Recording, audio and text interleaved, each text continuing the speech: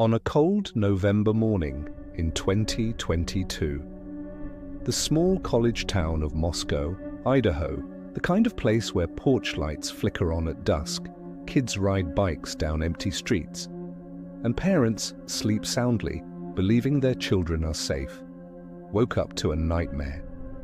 4 vibrant students, full of dreams, laughter, and love, were found brutally murdered in their off-campus home. Their names: Madison Mogen, Kaylee Goncalves, Xana Kernodle, and Ethan Chapin, forever etched into America's memory. The attack was savage, the scene unspeakable. Even the most hardened detectives struggled to process what they saw. Madison and Kaylee never woke. They were attacked in their sleep, side by side, their final moments together, just as they had been in life. Xana fought. She fought with everything she had. More than 50 wounds, her desperate struggle carved into her body. She tried to survive. Ethan never stood a chance. He was taken in his sleep. It was merciless. It was silent. It was over. In minutes, 2 surviving roommates, hidden in the basement, heard something. One saw him, a figure in black, masked, gliding out the door. She froze in terror, unable to move. By morning, and the house on King Road was drenched in blood and grief. The news spread like fire. 4 students murdered, no suspect, no answers. Moscow, once so safe, transformed overnight into a town of fear. Parents pulled their children out of school. Doors that were once left open were now bolted shut. Students walked in groups, clutching pepper spray, afraid of the dark. The illusion was gone, and people watched, horrified, wondering who could do this, and where was he now? The answers would come, and they would be more terrifying than anyone expected. The killer wasn't a stranger drifting through town. He wasn't a faceless monster hiding in the shadows. He was Bryan Kohberger, a 28-year-old criminology PhD student at Washington State University, less than 10 miles away. A man who studied murderers, who asked chilling questions about their emotions, who wrote about controlling victims, about understanding their pain. To classmates, he was quiet, maybe awkward, maybe intense. To professors, he was smart, obsessed with detail, endlessly curious. But behind the mask of academia was something darker. He wasn't studying crime, he was practicing it. The investigation revealed a haunting pattern.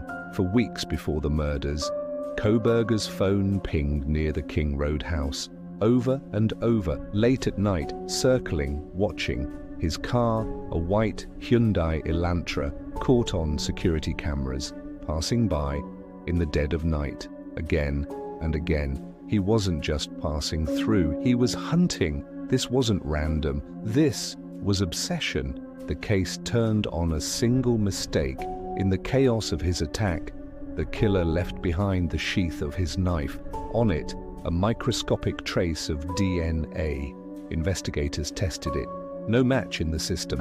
But then, forensic genealogy, a family link, a trash pull outside his parents' home in Pennsylvania, confirmed it. Suddenly, all the pieces aligned. His car, his phone, his behavior, his DNA. The hunter was unmasked. On December 30th, 2022, police swarmed his parents' home.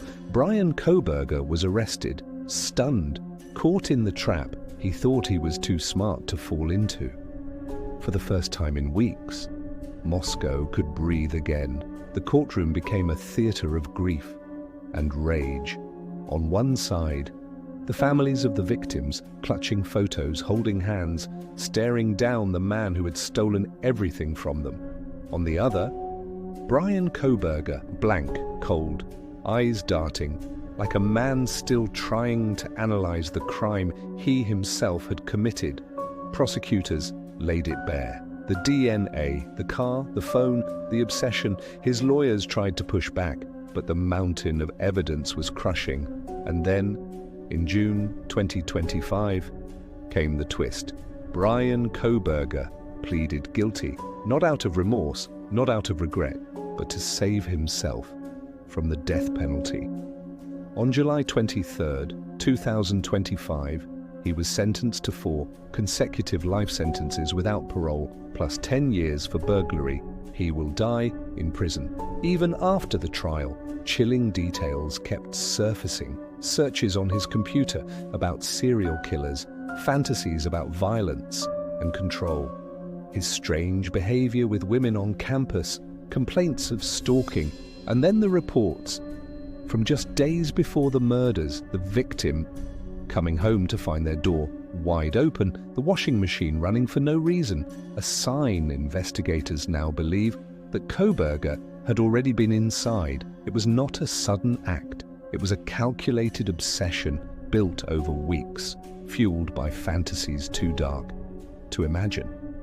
Today, Kohberger sits inside the Idaho Maximum Security Institution, alone, locked away, a predator, caged. He has complained about vegan meals, about isolation, about threats and from other inmates, but his discomfort means nothing to the families who must wake up each morning without their children.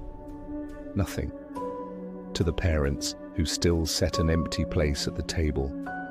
Nothing to the friends who still scroll through old texts just to feel close to the voices they've lost, because no prison wall, no life sentence, no guilty plea will bring back Madison, Kaylee, Xana, or Ethan. The damage Kohberger caused isn't measured only in death. It's in the hollow silence left behind. The Kohberger case didn't just scar Idaho, it scarred America because it destroyed something we all hold dear, the belief that small towns are safe, that our children can walk home from class, that monsters wear obvious faces. But Bryan Kohberger wasn't a monster from a nightmare. He was a student, a neighbor, a man who held open doors and smiled politely. And that is the most chilling part of all. 4 young lives, Madison, Kaylee, Xana, Ethan, gone, but never forgotten. And as we remember them, one haunting question lingers. If Bryan Kohberger could live unnoticed among us, studying crime while plotting murder, how many more like him are walking quietly through our towns right now